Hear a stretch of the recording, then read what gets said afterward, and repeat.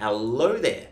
In this video, I'm going to give you a couple of reasons as to why you should learn the notes along string number 6. And if you're a guitar player who kind of learns chord shapes and tries to figure out songs, but you don't really know what's going on, this is going to help unlock the fretboard and give you that understanding of what's actually happening when you play guitar.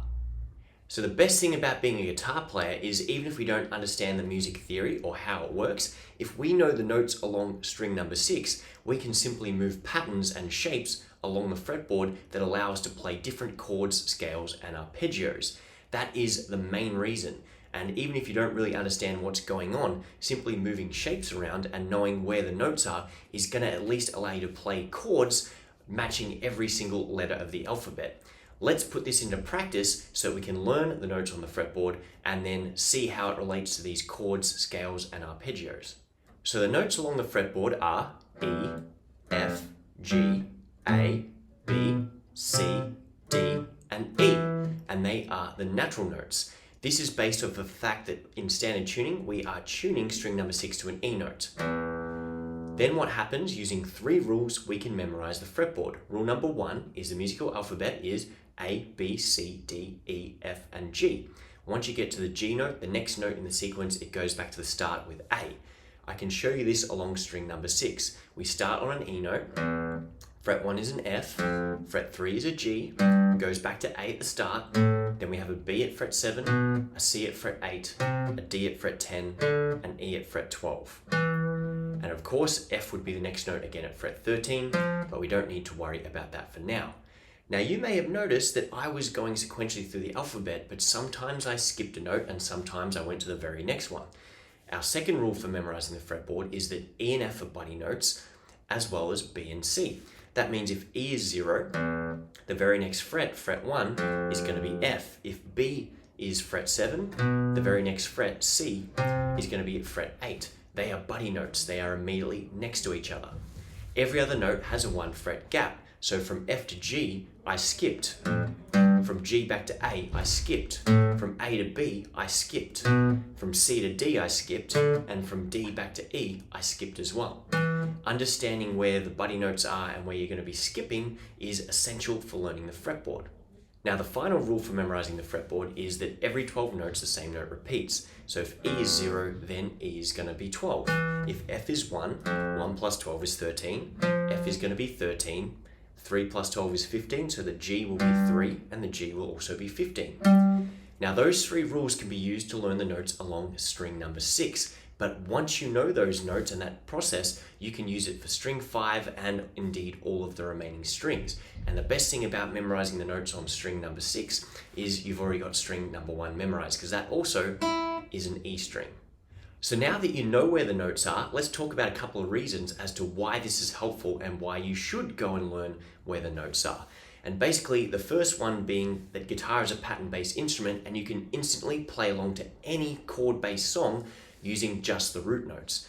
For example, if we take the song Knocking on Heaven's Door, which is G, D, A minor, G, D, C, if I know the G notes on fret number 3, the D note's fret number 10, and the A note is fret number 5, I can outline that progression and go G, 2, 3, 4, D, 2, 3, 4, A, 2, 3, 4. Then the G, and the D, and the C at fret 8. If I wanted to do Hotel California, as long as I know the chords, then I can match it to the matching root note. And again, there's going to be an F sharp, there's going to be a B. You can't play those without using bar shapes, and bar chords are going to be way too difficult for most beginners. So knowing where the root note is going to allow you to substitute that in. So here's Hotel California reduced to root notes. Da da da da da da da da da da da.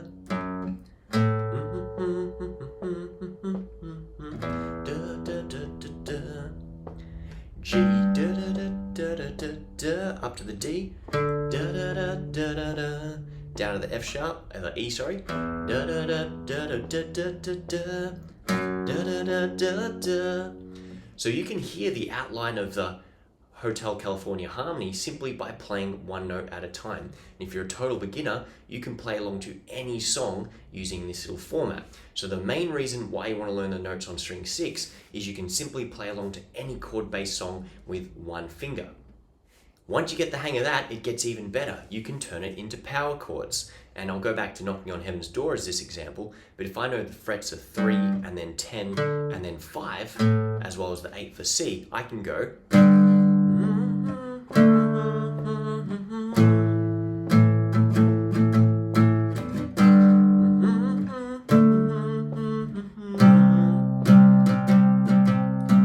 So it's not that big of a step up to go from playing the root notes with one finger to substituting in power chords with your first finger and your third finger, or even the 3-string power chord shape. So that second reason as to why you should memorize the fretboard is because it allows you to play power chords anywhere.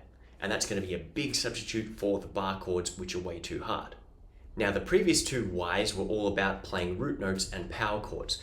But the third biggest reason as to why you should learn the notes on string 6 is because you can literally move one bar chord shape around and play every major chord there is, and learn one more shape and play every minor chord there is. So if we go back to this idea of bar chords, basically I can play this shape. My first finger is barring across string, all 6 strings at fret 5, and I basically squeeze and play that. Then I bring my second finger to string number 3, fret number 6, my third finger to string 5, fret number 7, and my pinky tucked under my first finger, fret 5, string 4, fret number 5 there, 7 there. That's my A major bar chord because this is an A note. I'm playing one shape, and if I want to turn that into a B bar chord, I move up to fret 7 where the B note is, and I have a B major. Fret 8 is a C major. Fret 1 is the F note, therefore it's an F major.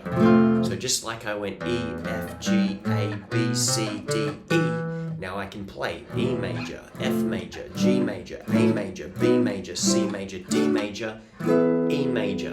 And if I want a G flat chord, I know that's F, that's G, in the middle is G flat, there is my G flat major. If I want A sharp, there is my A note, go +1 fret, there is my A sharp major.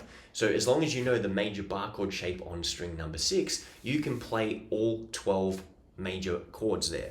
One for every natural note, and of course the ones for the sharps or flats and harmonic spelling in between. The next step here is turning it into a minor bar chord. So just like you know 12 major bar chords, if you take one finger away, there's my major.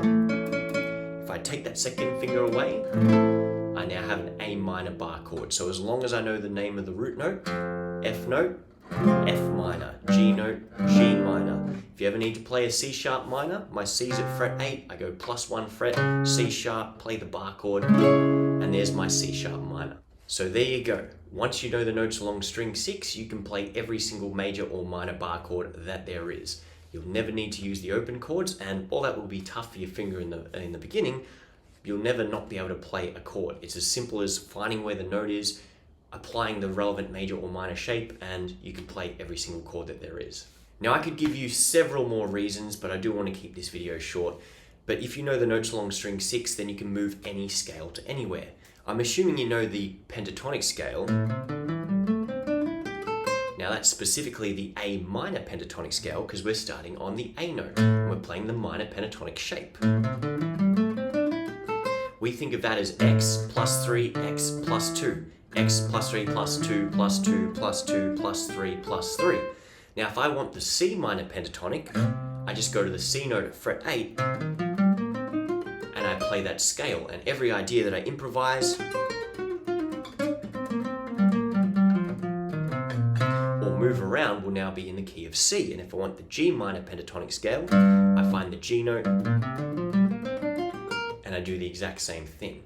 So once you know the notes along string number 6, you can move every chord shape that there is played on string 6, whether it's major bar chords, minor bar chords, 7th chords, power chords. You can move your scale shapes, whether it's major pentatonic, major, minor, blues. You can move all those scales around based on the root note being on string number 6, and you can do it with arpeggios as well, along with a number of different chord sequences and progression patterns there. But that pretty much wraps it up. If you found this helpful, then I highly recommend you subscribe to my 30-day guitar tips newsletter. Basically, I have put together 30 really great guitar tips. There's a beginner level email sequence, there is an intermediate level email sequence. Pick which one is best for you. And you know what, if you don't like it after the first couple of emails and you're not getting much useful information, then just unsubscribe. It's literally as easy as that. But subscribe to my mailing list. You're going to get some great content, many of my best lessons, completely free. And my mission is to help you become a better guitar player. So thank you so much. If this has been helpful, like and subscribe here on YouTube. That helps me out and lets me know what to make more content of. And of course, you've got that free email list to subscribe to, which you can check out in the description below, or I'll make it pop up here somewhere. Anyway, thanks for watching, and we'll see you in the next video.